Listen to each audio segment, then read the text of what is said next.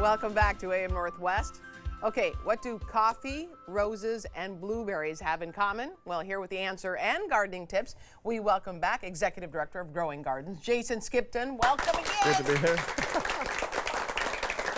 By the way, a few of these young ladies have rose plants in their garden, so that's awesome. City of Roses, right? Yeah, we kind of have to have we it. have to, Like we're yeah. on the verge of like the big rose festival. So what do you think? Well, coffee, yeah, what do they have in common? So you roses. have better coffee. Let's try some coffee. Okay. Good to see you again. Oh, right? Pretty good? No, not really.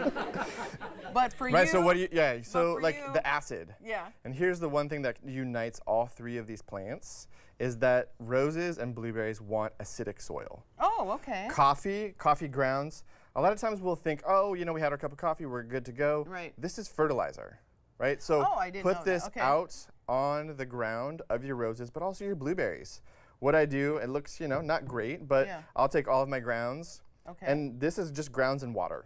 Okay. Right, and then I will take this and then pour it over my rose plants, like at the soil level. Okay. I'll irrigate with this. Okay. At the soil level with roses and with blueberries, and it's a tremendous free fertilizer. That's a great idea. Yeah. So like, don't throw it away. Okay. I also wanted to present this beautiful rose from my garden to you. so Yeah, much. enjoy. Aw, that's so sweet. Give it a smell, because we're gonna talk about that next. Oh, that's wonderful. Right? Isn't that like so? There's so many different fragrance that roses have.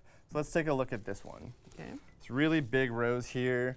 I want to talk a little bit, so we talked about fertilizing. I want to talk about pruning. Okay. So what happens is, you know, this rose is going to look great for a while. You might even cut it or bring it in. And if you do, you have to look for a segment of leaves that have 5 leaves on them. Really? That's the important part. So maybe if you left it on too long and it actually dies back, which is totally fine.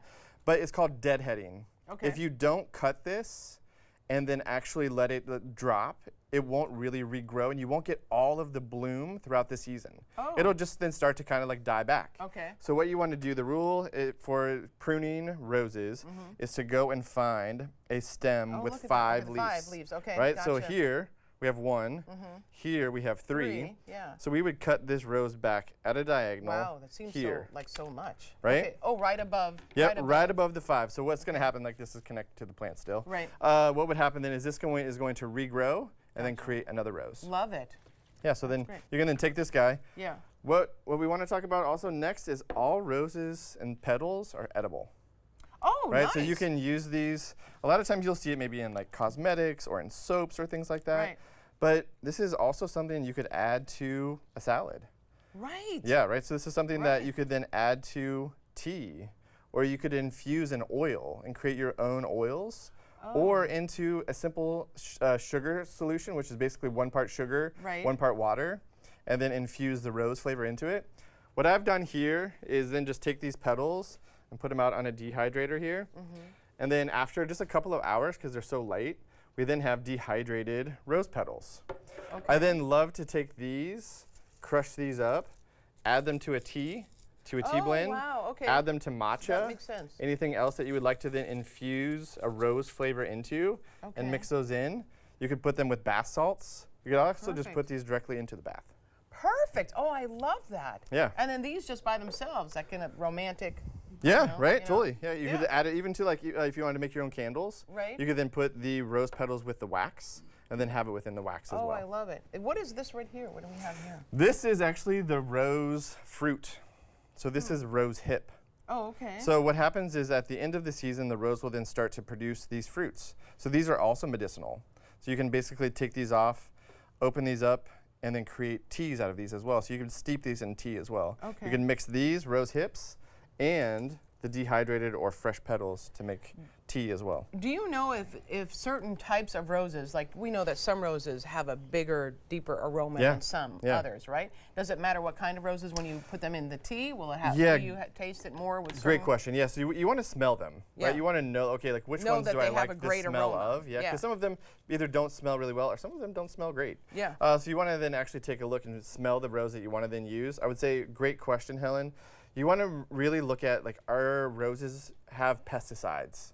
that's one thing that we really want to avoid. If roses are being sprayed, like let's say you go and buy them, and you don't really know how they were cared for or grown, then they might have pesticides on them. So I would avoid using anything that you don't know how it was grown, because that pesticide will then be on these petals, and then you'll be consuming that. So not a great idea, but these are all the ones that I've grown, and I know what I've put on them and haven't put on them. And so they're basically, you know, like an organic rose. Gotcha. Yeah. Are these like tea roses? Is that what you call tea roses? Yeah, there could be a tea rose. There's also some hybrid roses as well. There's also climbing roses, which look more, they're a little bit thornier, right? So they're a little bit more of like the unfriendly rose that's out there. But these will then climb up trellises and kind of like continue to go up and kind of shower down these beautiful roses. So give this guy a smell. Oh, that's great. Right, isn't that a nice one? That's so this nice would be the one that I would say, like, you really like this one. So then I know, okay, Helen really likes this one.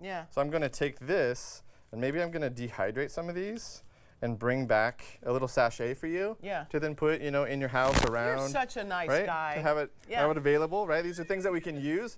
And a lot of times what we would do is just put it in the compost or throw it away.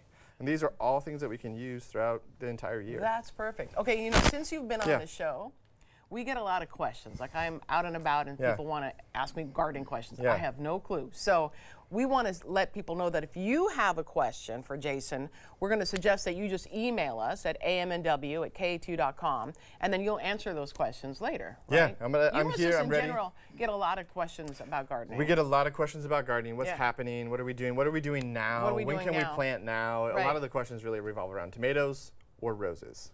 Really? Yeah. Well, that makes sense in the Rose City, as you Makes say, a lot of sense. Yeah, because people want beautiful roses. Yeah. They want to be able to share these flowers with individuals and themselves, right? So. How do you keep pesticides, pests off of them? Yeah, so ladybugs are great.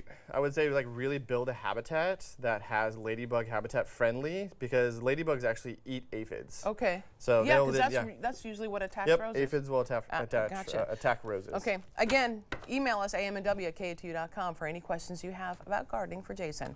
Thanks, Jason. Great to see you again. Good to see you too. All right, we'll be right back with more AM Northwest.